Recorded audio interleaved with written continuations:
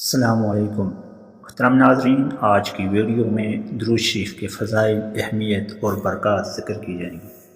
اس ضمن میں نبی کریم صلی اللہ علیہ وسلم کی زبان اقدس سے درود مبارکہ کے فضائل بیان کیے جائیں گے، جس کے ذریعے ہم اپنی دولت میں، عزت میں، اپنی ایمان میں اضافہ کر سکتے۔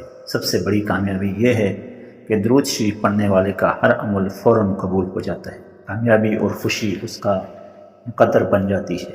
یہ تمام فضائل، برکات اور فوائد دیکھنے کے لیے ہماری ویڈیو کو فالو کریں، مکمل دیکھیں، انشاءاللہ فائدہ ہوگا۔ جزاکم اللہ خیر و احسن الجزاء۔ اعوذ باللہ من الشیطان الرجیم، بسم اللہ الرحمن الرحیم۔ محترم ناظرین، السلام علیکم ورحمۃ اللہ وبرکاتہ۔ امید ہے کہ آپ بخیر و عافیت ہوں گے۔ معمول کے مطابق آج بھی ہم آپ کی خدمت میں ایک بہترین عمل لے کر حاضر خدمت ہیں۔ آج کی یہ ویڈیو درود شریف کے فضائل، اہمیت اور برکات پر مشتمل ہے، جس کو پڑھ کر ہم اپنی دعا قبول کروا سکتے ہیں۔ روزانہ چلتے پھرتے اس درود مبارکہ کو پڑھیں، کامیابی اور خوشی ہمارا مقدر ہوگی۔ ناظرین گرامی، آج کی ویڈیو میں حدیث مبارکہ کی روشنی میں درود شریف کی برکات اور فضائل ذکر کیے جائیں گے۔ ایک روایت میں ہے کہ رسول اکرم صلی اللہ علیہ وسلم نے فرمایا کہ کوئی دعا ایسی نہیں کہ اس میں اللہ تعالیٰ کے درمیان پردہ نہ ہو، مگر جب کوئی شخص مجھ پر درود پاک پڑھتا ہے تو اس درود پاک کی برکت سے وہ پردہ ہٹ جاتا ہے اور دعا درود کے ہمراہ بارگاہ الہی میں درجہ قبولیت پر پہنچتی ہے۔ اگر کوئی شخص دعا مانگنے کے ساتھ مجھ پر درود نہیں بھیجتا، اس کی دعا لوٹ کر واپس آ جاتی ہے۔ حضرت حسن بصری رضی اللہ تعالیٰ عنہ سے روایت ہے کہ حضور سرور کونین صلی اللہ علیہ وسلم نے ایک مرتبہ فضائل حج بیان فرمائی کہ جو حج کر کے جہاد کو جائے تو ایک جہاد کا ثواب 400 بار حج کے برابر پائے گا۔ وہ لوگ جن میں طاقت نہ تھی اس بات کو سن کر مایوس اور دل شکستہ ہونے لگے۔ حضور علیہ السلام نے ارشاد فرمایا کہ جو شخص مجھ پر درود بھیجے گا وہ ایسی جزا پائے گا کہ جو 400 مرتبہ جہاد کرنے والے کو۔ ناظرین گرامی، بہت ہی فضیلت والی بات ہے کہ اس حال میں کہ جب ہم درود پڑھیں تو قبول حج کا ثواب ملتا ہے، اور اس حال میں کہ جب ہم حج کر کے آئیں تو قبول جہاد کا 400 گنا زیادہ ثواب ملتا ہے۔ گویا کہ ان دونوں اعمال میں سب سے آسان عمل درود مبارکہ ہے۔ درود مبارکہ پڑھیں گے تو حج کا، قبولیت حج کا 400 مرتبہ ثواب ہمیں فوراً مل جائے گا۔ بالکل اسی طرح کی اور حدیث حضرت انس سے بھی روایت ہے، جو اس فضائل میں، درود مبارکہ کی فضائل میں ذکر فرماتے ہیں کہ رسول اکرم صلی اللہ علیہ وسلم نے فرمایا کہ جس نے دن بھر میں مجھ پر 1000 بار درود پاک پڑھا وہ نہیں مرے گا جب تک کہ وہ جنت میں اپنی آرامگاہ کو دیکھ نہ لے۔ گویا کہ دنیا میں ہی اس کو جنت دکھا دی جائے گی۔ اتنا بڑا مرتبہ اور فضیلت ہے درود مبارکہ پڑھنے کی۔ حضرت عبداللہ ابن عمر سے روایت ہے کہ جو شخص نبی اکرم صلی اللہ علیہ وسلم پر ایک بار درود پاک پڑھے، اس پر اللہ تعالیٰ اور اس کے فرشتے 70 رحمتیں نازل فرماتے ہیں۔ سبحان اللہ۔ حضرت فضالہ بن عبیدہ رضی اللہ تعالیٰ عنہ سے روایت ہے کہ ایک دن جب کہ نبی اکرم صلی اللہ علیہ وسلم تشریف فرما تھے تو ایک شخص آیا اور اس نے نماز پڑھی۔ پھر اس نے دعا مانگنا شروع کی، یا اللہ مجھے بخش دے اور مجھ پر رحم فرما۔ یہ سن کر حضور صلی اللہ علیہ وسلم نے فرمایا کہ اے نمازی، تو نے بہت جلدی کی ہے، لہٰذا جب تو نماز پڑھے اس کے بعد پہلے اللہ تعالیٰ کی حمد و ثنا بیان کر، پھر مجھ پر درود پڑھا کر، پھر دعا مانگا کر۔ پھر ایک اور نمازی آیا تو اس نے نماز پڑھ کر اللہ تعالیٰ کی حمد و ثنا بیان کی، پھر حضور علیہ السلام پر درود پاک پڑھا۔ تو اس پر آپ صلی اللہ علیہ وسلم نے فرمایا کہ اے نمازی، تو جو دعا مانگے گا قبول ہو جائے گی۔ سبحان اللہ۔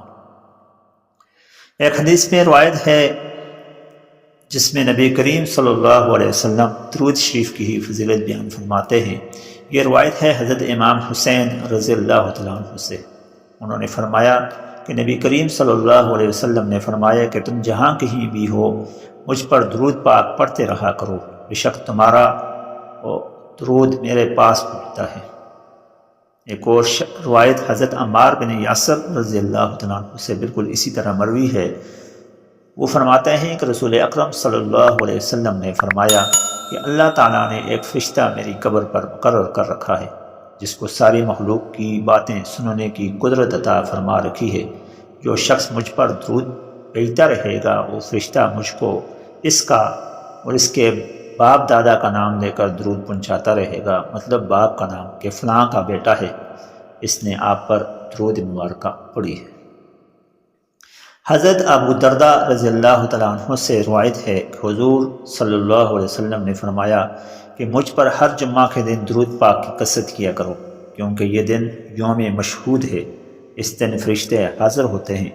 جو بندہ مجھ پر درود پاک پڑھے اس میں فرشتے حاضر ہوتے ہیں، جو بندہ مجھ پر درود پاک پڑھے اس کی آواز مجھ تک پہنچ جاتی ہے، وہ بندہ جہاں بھی ہو۔ ہم نے عرض کیا یا رسول اللہ صلی اللہ علیہ وسلم، کیا آپ کے وصال کے بعد بھی آپ تک درود پاک پڑھنے والوں کی آواز پہنچے گی؟ فرمایا ہاں، وصال کے بعد بھی سنوں گا، کیونکہ اللہ تعالیٰ نے زمین پر انبیاء اکرام کے اجسام مبارکہ حرام کر دیے ہیں۔ سبحان اللہ و بحمدہ، سبحان اللہ العظیم۔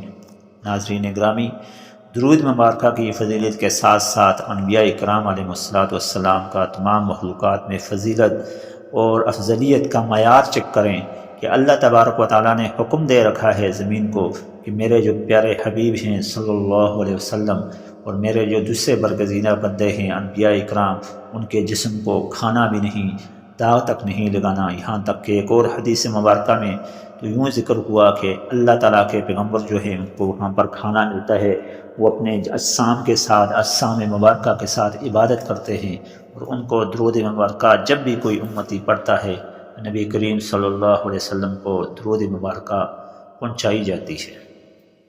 ناظرین گرامی، درود مبارکہ کی ہی فضیلت سے ہم اپنی دعاؤں کو قبول کروا سکتے ہیں۔